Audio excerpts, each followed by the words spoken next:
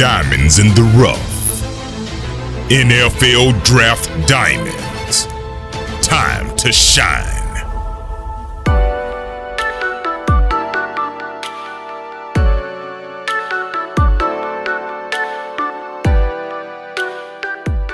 Hi, I'm Jimmy Williams with NFL Draft Diamonds, and today I have with me Chad Kuhn, who's a defensive end edge rusher out of Slippery Rock. How you doing, Chad? Good. How are you doing, sir? I'm doing good. Can you just tell me a little bit about your overall career so far? So I went to Kiski Area High School. I played quarterback there. I had a pretty good career there. I was recruited by Coach Dominic Rosado and Coach Chris Conrad to Slippery Rock, and I was told I'm going to play linebacker there. And I was on board with making the transition, and I got to Slippery Rock and played linebacker for the first semester, and then I got moved to the defensive end position, and I just tried to make the adjustment as smooth as possible with just open mind and just learning from the coaches, because I know the rich history of the D-line and stuff at Slippery Rock. So I just always had confidence in that. And I knew I was going to be all right with the hands I was in and just the what work that I was able to put in and always willing to do. Cool. So, so basically you came in, you were a quarterback in high school, and then eventually found yourself on the defensive line. Chad, I have you listed 6'3", 240 pounds. So playing more or less a 4-3 defensive end. And obviously this past season has really been your best season so far, but you've actually had a couple of great seasons. Ended up with 11 sacks last year, first team all conference. Actually got mentioned on a couple All-American lists, which is great. Tell me maybe what you believe is the best part about your game. I would say my motor and my intensity, just always trying to make a play and always just going 100%, because I think the D-line has a lot to do with the outcome of a football game. You're closest to the ball. I think you can really disrupt the game in your team's favor from that position, especially the defensive end position, what you can do, with the tackles for loss, sacks, just changing the game, even just trying to strip the ball. You're just close to that ball at all times. You just got to react quick and try to make the plays for your team. And that's what I try to do. And you've got to go 100% every play to do that. Great. So obviously everybody's off season is a little off because of the coronavirus and restrictions and such. But I do have to ask, what have you been doing in order to, take your game to that next level? So, yeah, we obviously we got sent home, but I've been working out since February. Haven't really skipped a beat. Just this just staying conditioned with my gas tank and the conditioning always, and always just trying to be bigger, faster, stronger. That comes with the weight room. And then speed and agility is just something that in my position just got to be taken to just a complete other level, just because speed kills, and especially with the position that I play and stuff like that. And I want to be able to take my game to the next level, even next year. Neat. And I kind of believe that this, upcoming season, you're probably going to be put into even more of a leadership role. I think a lot of people are going to really just expect you to, just continue to be an excellent pass rusher. Just talk to me maybe about, what kind of a leader you are on the football field. I love just the feeling of when it's time to make a play, kind of in between plays, looking at the sidelines, there's your teammates are yelling your name, come on, Chad, we need to play. We need a TFL. We need a sack. It's third down. It's on third down and third and 9, third and 10, third and 11. That means it's your time to make a play. And I love the feeling of having that almost pressure on me that my teammates are expecting that out of me. And I try to strive to do that as best as I can. And when it does happen, it's the best feeling. So I just try to lead by example by playing as hard as I can on the field, and then obviously reflecting that into off the field with the meetings and just backing up what I do. So I was going to ask you, When it comes to your game day, do you have any ritualistic things that you have to do, like prior to a game, in order to get your mind ready? Are you a superstitious guy? No, not at all. Actually, I'm not really superstitious. It's like I really don't have any game day rituals. I mean, obviously, I wear the team dress suit that we have to wear, and I listen to music. But no, I don't. I prepare. I walk on the field a little bit before the game, do some sprints, do some push-ups on the field, actually jump some rope, headphones on. I'm not a guy that really gets dressed. Like I have dudes that on my team, they'll get dressed like 2 hours before the game. Like our O-line is like that real bad. Like they'll be dressed before our DBs and they go out for skill flip like an hour before they have to even get ready and they're already dressed. But no, I'll wait till like 5 minutes before we have to go out, get dressed, go to our defensive meeting, and then we head out. But I like to just chill and get ready as I want to get ready and not be too uptight, you know?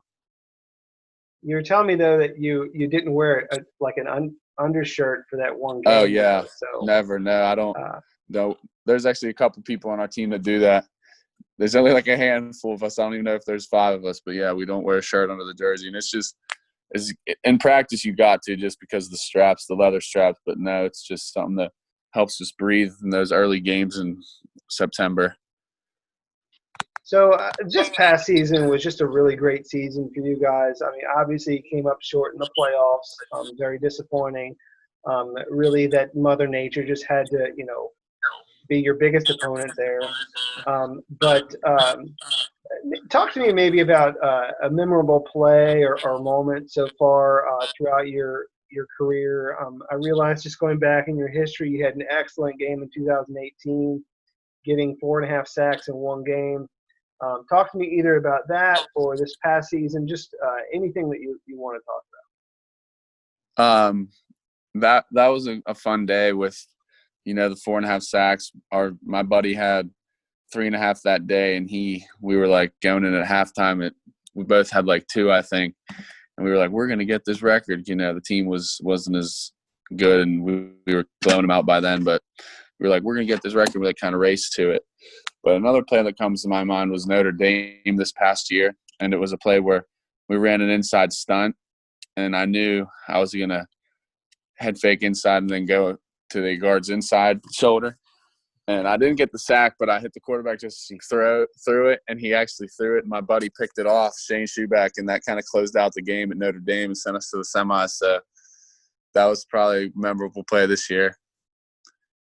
Cool. We kept running that stunt where I go when I pinch inside on an inside stick, and then our linebacker comes off the edge, and I knew I was going to just have to beat this guard, and I had to get there. Well, I mean, you gotta do whatever works. So I mean, I totally get that. Yeah.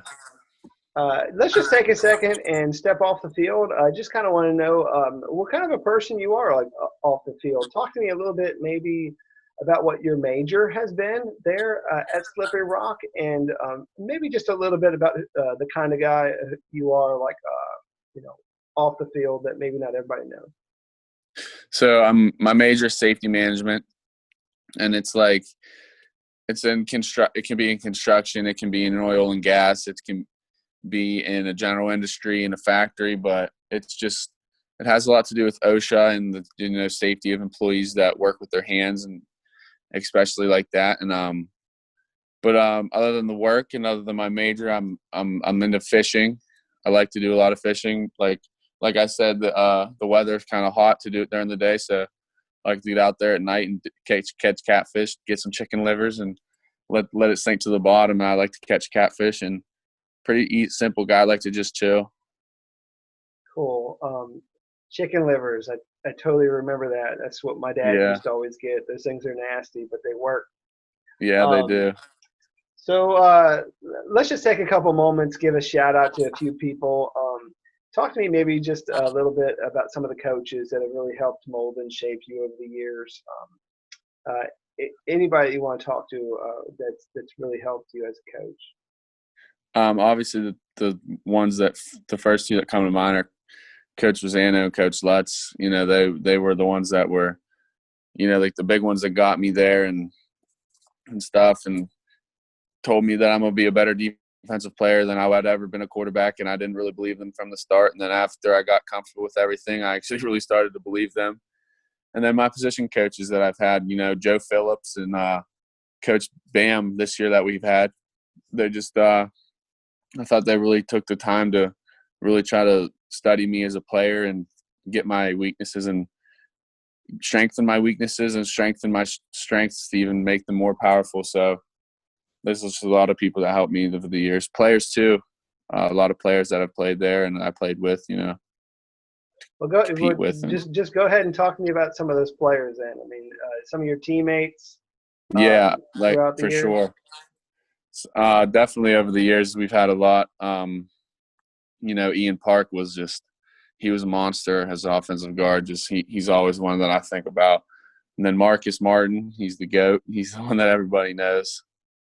There's been so many when I was young, but then in this past year with Brad and Roland and Larson and then there's my class. There's Henry and Jermaine and Tessick and all of us, but there's just a lot of us. And we're all friends too, so I could talk about them forever, just how good guys they are and stuff. But right, can't wait to get back up with them. A while back ago, I had interviewed Jermaine. So yeah, hopefully I'll get an opportunity to. His locker's right next to mine, actually, Jermaine. Cool. So hopefully I'll be able to interview maybe a couple more guys on your team, at some point. But hey, man, as we start to wrap up, I ask everybody this question. Give me your why. Why do you play football? And maybe just give me your final pitch to a professional team as to, what they're going to get out of you if they, sign or draft you. I think that my why is definitely just because I think I was honestly just put on earth to play football, and I think until I have to stop believing that, then I'm not going to. So I think that someone is just going to get out of me, someone that's passionate and that's intense and just willing to learn and just willing to get better every day and just trying to be the best that I could ever be. And I know that's going to be pretty good once I get there, but there's a process that I still have to endure. That I've come a long way, but I got a long way to go. And I just hope that, that just comes to a good ending. Cool. So, it sounds as if, you're a very, you're a very high motor guy, but you're also willing to learn a little bit. Obviously at some point someone's going to ask you, hey, Chad, can you drop back into coverage? Because, you're going to be a 3-4 guy at the next level. So, yeah, and I know you've done that a couple times. I know typically you're just, used to just going in one direction. So hopefully you get an opportunity to continue to get better, try and maybe work on that in the off season. Yeah, for sure. We got some time before we, play again. But Chad, I do wish you best of luck. I do feel like you're really one of the better pass rushers at the small school level that everybody really needs to know. So this is Chad Kuhn. He's a defensive end edge rusher out of Slippery Rock. Thank you again for your time. Thank you. Have a good one.